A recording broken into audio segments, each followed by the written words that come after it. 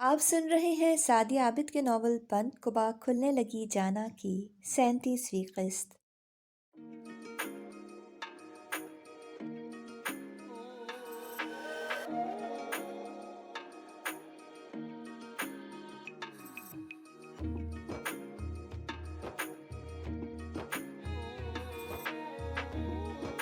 अरहम बेटा, गुस्सा क्यों कर रहे हो? शाज़मीन तो बस मजाक कर रही थी।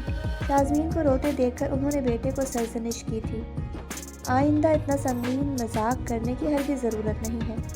मैं हर रिश्ते को उसकी मुनासिब अहमियत देना चाहता हूँ। मैंने हर रिश्ते में तवाज़ुन रखा है। हाँ, हुनैन बचपन से मुझसे अटैच ज़्यादा रही, लेकिन उसके बावजूद हुनैन और मायदा में मैंने कभी फ़र्क रवा नहीं रखा। हुनैन की फरमाइश पर अगर उसके लिए कुछ लाया वो भी मायदा को याद रखा। मेरे लिए दोनों बहनें बराबर हैं। कभी पलड़ा भारी हुआ तो सिर्फ इसलिए कि मैंने हुनैन को हमेशा अपनी दोस्त कहा और समझा। और मैं अब इतना कमज़ोर नहीं हूँ कि बीवी के आते ही माँ बहनों और दोस्त को यकसर फरामोश कर डालूँगा। इसलिए बेहतर होगा कि फजूल की पेशन गोइयों से परहेज़ किया जाए। वो हरगिज़ भी धीमा नहीं पड़ा था और तन फन करता निकलता चला गया था। शाज़मीन शिद्दतों से रोने लगी थी।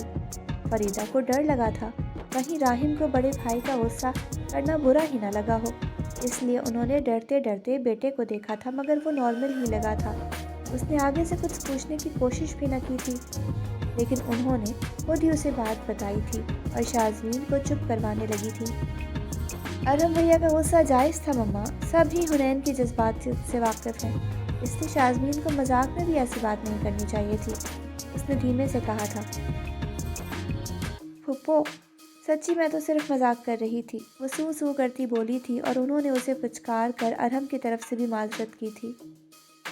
नहीं फुप्पो, मुझे अरहम भैया का डांटना बिल्कुल बुरा नहीं लगा। अब्बू और अजरत भाई की तरह वो भी मुझे डांटने का हक रखते हैं। वो एकदम ही मुतमईन हो गई थी। तुम जाकर फ्रेश होकर आओ, मैं जब तक चाय गर्म करके देती हूँ। नरमी से उसका गाल थपथपाया था। I am sorry mamma, but मैं खुद पर कंट्रोल नहीं कर सका था। माँ के सरजनिश करने पर वो शर्मिंदगी से बोला था। लेकिन आइंदा ख्याल रखना, शाज़मीन तुम्हारी भाभी है और उसकी कोई इतनी ख़ास गलती भी नहीं थी कि बहनें आपस में हंसी मजाक कर ही लेती हैं। हुनैन तो है ही जज्बाती, तुम्हें जज्बातियत दिखाने की ज़रूरत नहीं थी। उन्होंने जो गलत महसूस किया था उसका एहसास दिलाने की भरपूर कोशिश की थी। दरअसल मम्मा, उसको रोता देख पाना मेरे इख्तियार में है ही नहीं, और आपने सुनी थी ना उसकी बातें। वो मेरे लिए किस अंदाज से सोचती है, उसके लिए मेरे जज्बात भी बहुत सच्चे और अनमोल हैं। मगर जो पिछले दिनों हुआ उसका ख्याल, और वो हुनैन को पता न लग जाए कभी, इसका खौफ, कितनी ही बातें एक साथ मिली, मैं हाइपर हो गया था। कि भाभी ना भी समझूं तो बहन से भी मुझे इस तरह की बात नहीं करनी चाहिए थी। बहरहाल शाज़मीन हर लिहाज से, हर रिश्ते से मेरे लिए अहम और काबिल एहतराम है, और आप फिक्र न करें, जो ज़्यादती उसके साथ की है उससे माफ़ी मांग कर इजाला कर लूँगा। वो सच्चाई से कह रहा था। उन्हें यकदम इत्मीनान हो गया था। वो इख्तलाफात नहीं चाहती थी और घर का सुकून आपसी प्यार और मुताबिकत पर इन्हिसार करता है।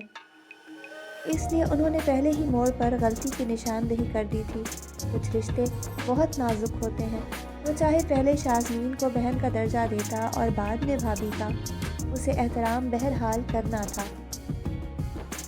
मगर तुम हुनैन के मामले में अक्सर तवाज़ुन नहीं रख पाती, और जो अब तक हुआ ठीक था, मगर आगे के लिए सोचना पड़ेगा कि उसका निकाह हो गया है, कुछ सालों में रुखसती भी हो जाएगी। हुनैन उस सब को किस नहज पर ले जाकर सोचेगा, हम नहीं जानते। बेटा, इंसान देखता पहले परखता बाद में है। तुम्हारे दिलो निगाह में कितनी मोहब्बत और एहतराम है ये कोई नहीं देखेगा, इसलिए ज़रूरी है कि तुम उससे अपनी अटैचमेंट कम करो। जितनी जज्बातियत उसने दिखाई, सच कहूँ ना तो मैं डर गई हूँ। कुछ रिश्ते बहुत नाजुक होते हैं, तुम समझदार हो, हर बात हर चीज़ समझ सकते हो, मगर उसे समझाने की ज़रूरत है।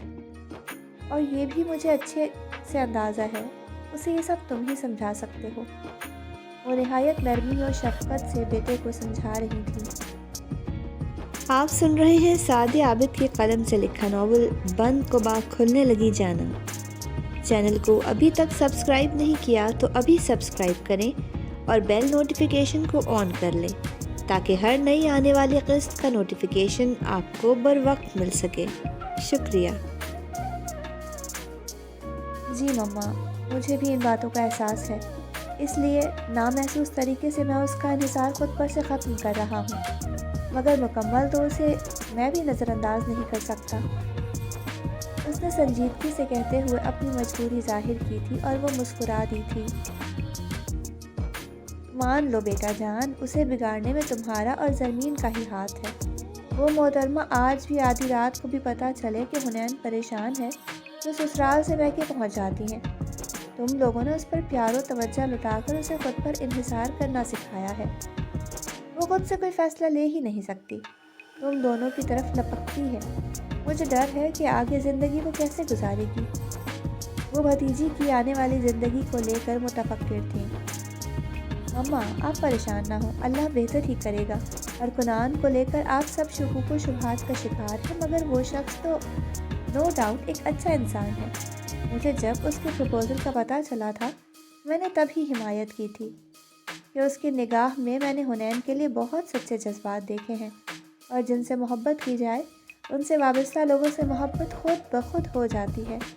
آپ سب دیکھنا کہ کنان ہماری حنین سے بہت محبت کرے گا، اس کا اتنا خیال رکھے گا کہ انشاءاللہ ہمیں حنین کی زندگی پر رشک محسوس ہوگا۔ وہ پر یقین لہجے میں بول رہا تھا۔ اور تم اپنی کہو، لاج سے شادی پر اعتراض تو نہیں ہے نا؟ انہوں نے یکدم ہی موضوع بدلا تھا۔ مما، جو آپ کی پسند ہے وہی میری پسند ہے۔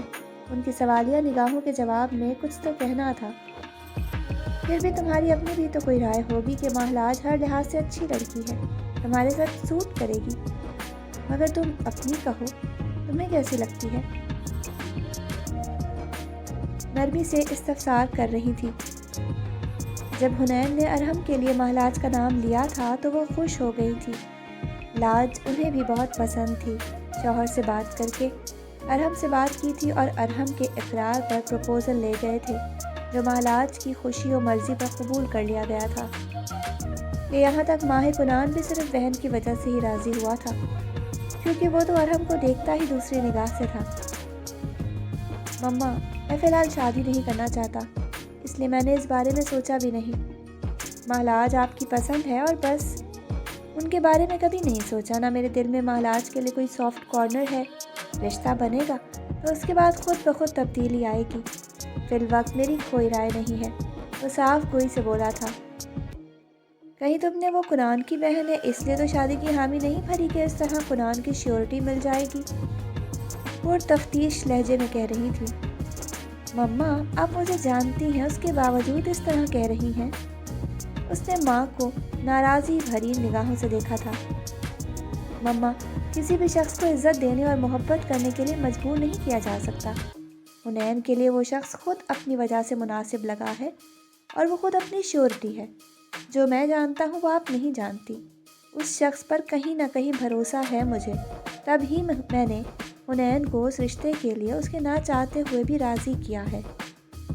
میں اس سے ڈرا نہیں ہوں، اس کے جذبوں کے سامنے جھک گیا ہوں، اور جب اس کو نینی کے لیے پرفیکٹ مان رہا ہوں، میری حسیات مثبت اشارہ دے رہی ہیں، تو مجھے ضرورت نہیں ہے کہ میں فضول شیورٹیز تراشتا رہوں۔ آپ بس اتنا یاد رکھیے گا کہ مہلاج سے شادی کے لیے میں آپ کی وجہ سے راضی ہوا ہوں، نہ کہ کوئی اور سبب ہے۔ مہلاج کی جگہ آپ کسی اور کو میرے لیے چوز کرتی، میں تب بھی راضی ہو جاتا، اور آپ کے ذہن میں کسی قسم کا شک یا ڈر ہے تو بے شک آپ اس رشتے کو جڑنے سے پہلے ہی تمام سلسلے ختم کر دیں۔ میرے اقرار کی وجہ لاج کا کنان کی بہن ہونا نہیں ہے۔ میں دوسرے کے عمل کی جزا یا سزا دوسرے کو دینے کا قائل نہیں ہوں، اور حنین کو وہی ملے گا جو اس کا نصیب ہے، اور اس کے لیے کسی ضمانت کی ضرورت نہیں ہے۔ وہ نہایت ناراضی سے بول رہا تھا۔ انہوں نے اس کے ہاتھ تھام لیے تھے۔ آئی نو مائی سن، بس دل میں شک سا آیا تو کہہ دیا، ورنہ میں جانتی ہوں میرا بیٹا بہت فیئر ہے، ہر رشتے کو فیئرلی نبھاتا ہے، اور بیٹا جان شادی نہ کرنے کے خیالات کو بہت ذہن میں جگہ دے دی۔ تمہاری ضد سے تنگ آ کر ابھی محض منگنی کر تو رہی ہوں، مگر یاد رکھنا کہ رخصتی کے لیے سال سے زیادہ نہیں ٹھہروں گی۔ انہوں نے حق و مان سے اسے باور کروایا تھا۔ وہ محض مسکرا دیا تھا۔ آپ سن رہے تھے سعدیہ عابد کے ناول بند کو باغ کھلنے لگی جانا کی 37ویں قسط۔ اگلی قسط کے ساتھ انشاءاللہ بہت جلد حاضر ہوں گے۔